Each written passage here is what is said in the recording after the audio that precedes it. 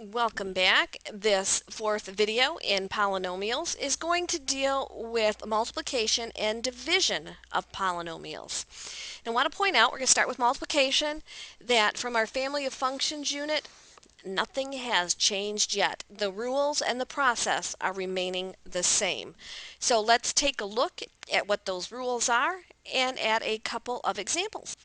When we're multiplying polynomials, we are simply repeatedly using the distributive property.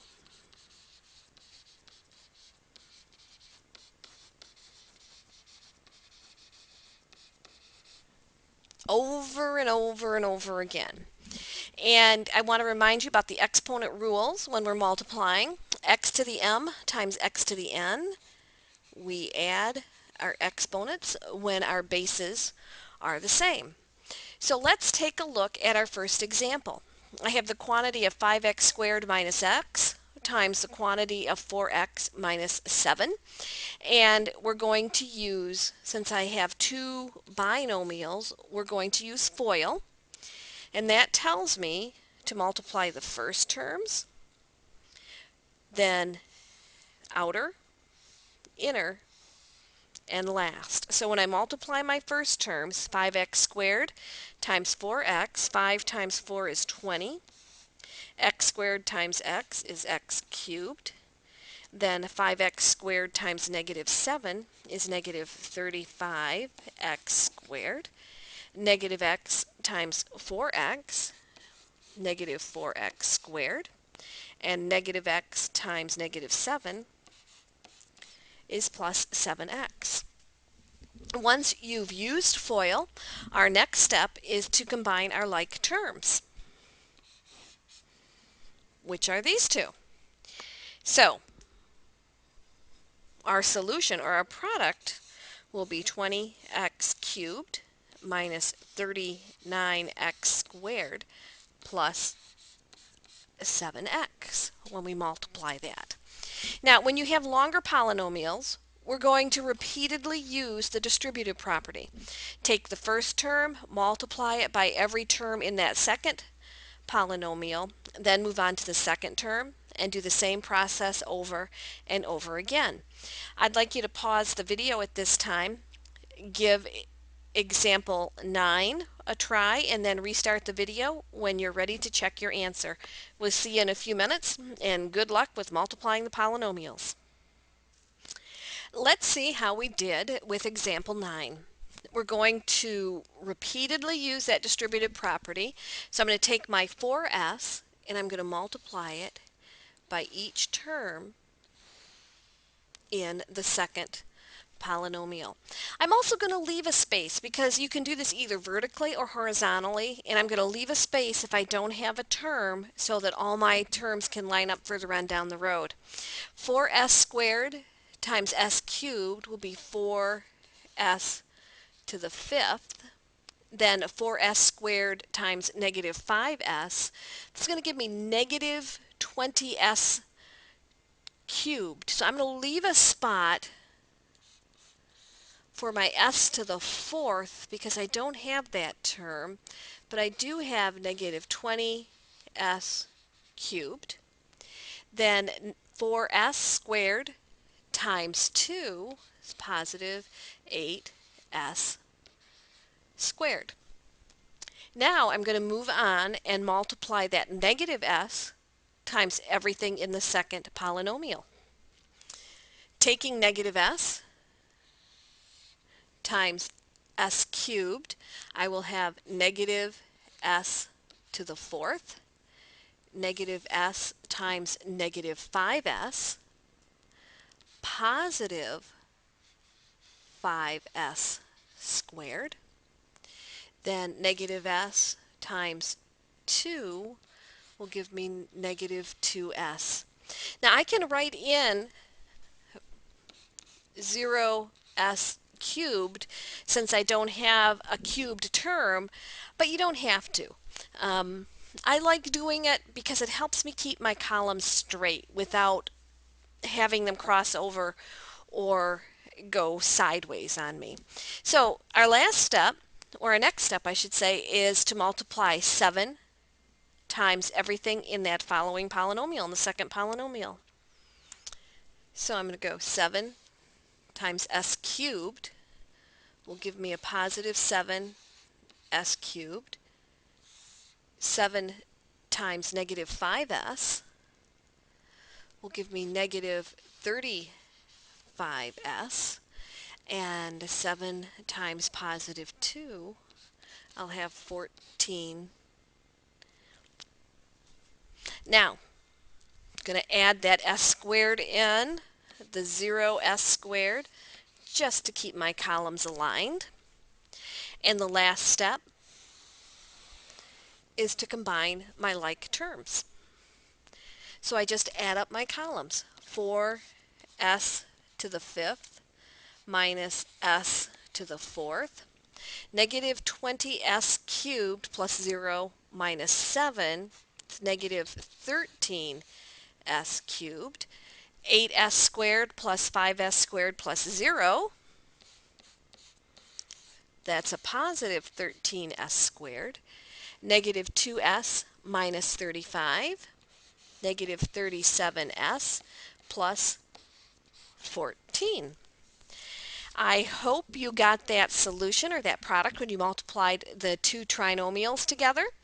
And once again, your answer should be 4s to the 5th minus s to the 4th minus 13s cubed plus 13s squared minus 37s plus 14.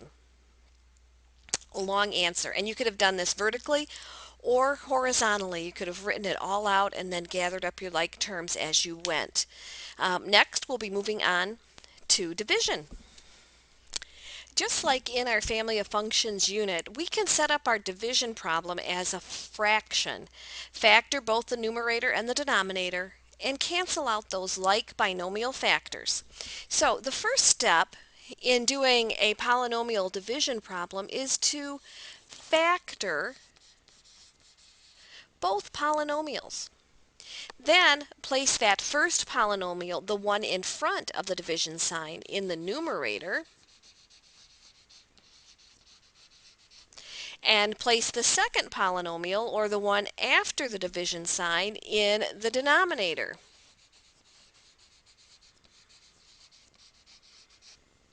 Then we're going to cancel like terms. Make sure you're canceling binomials together. So let's take a look at example 10. My first step says to factor the polynomials. So I need to go through my factoring steps, and they've not changed. And let's look at my first polynomial, x squared minus x minus 30. That's going to be in my numerator. And does it have a greatest common factor between x squared, x, and 30? No. Is it the difference between two squares? Well, no, I have three terms, so I can't be the difference between two squares, and 30 isn't a perfect square. Does the coefficient of that squared term equal 1? Yes, it does. So I can place my binomial parentheses, take the square root of my first term and put that in the lead position. Then I need to find factors of negative 30 that have a sum of negative 1. That's going to be minus 6 plus 5.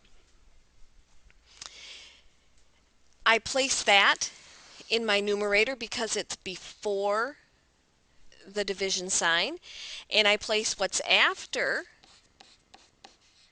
in the denominator, and since I can't factor it, I can simply just place it in my denominator. Now I'm going to cancel my like binomials because anything divided by itself is 1. So the quotient is x minus 6. Now, thinking back to our family of functions unit, we need to put our qualifier on the solution. We have an excluded value, something that can't be in our domain. And if we remember, we can't have zeros in the denominator and we can't have negatives under our square roots. So looking at this, I need to determine what's going to cause a 0 in my denominator. So I take my denominator, and I'm just going to say, that can't be 0. And then solve for x. Subtract 5 from both sides. X can't be -5. And in set notation, I will write that x such that x does not equal -5. I'd like you to pause the video at this point and go ahead and give example 11 a try and determine what are the restrictions on your domain. Let's see how you did. First step is to factor my numerator and my denominator. So let's start with my function or my polynomial that's going to be in my numerator, and that's 9x squared minus 1. I need to ask myself some questions. Does it have a greatest common factor? No, nothing other than 1. Is it the difference between two squares? Yes, it is. I'm going to move over here a little bit.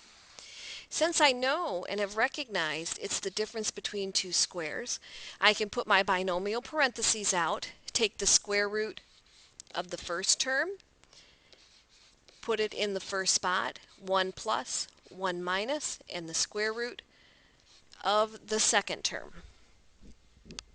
So far so good. My numerator is already factored. Next, I need to factor 3x squared minus 20x minus 7. Well, it doesn't have a greatest common factor, and it's not the difference between two squares. Is my coefficient of my quadratic term 1? No. Meaning I need to do A times C. I need to find factors of -27, because A is 3 and C is -7. So factors of -21, and I think I said 27 a couple seconds ago, whose sum is -20. Well, that's going to be -21 times a positive 1. Split your middle term using those two factors, and then look at the first two terms and factor out the greatest common factor. That'll be 3x, and I'm left with x minus 7. And then the last two terms. They don't have a common factor other than 1. So in factored form, my denominator is going to be 3x plus 1 and x minus 7. Now I can cancel my like binomials in my numerator and my denominator. So the quotient is 3x minus 1 over x minus 7. What are the restrictions on that domain? Once again, I need to determine what is going to cause a 0 in my denominator. So I take each binomial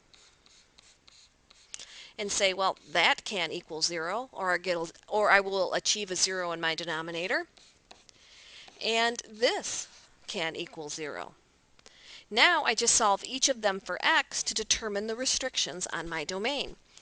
My first, I'm going to subtract 1 from each side, so I have 3x can't be -1, and then divide by 3.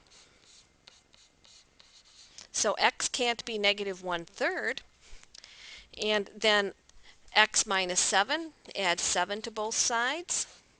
X can't be 7. Writing that in set notation,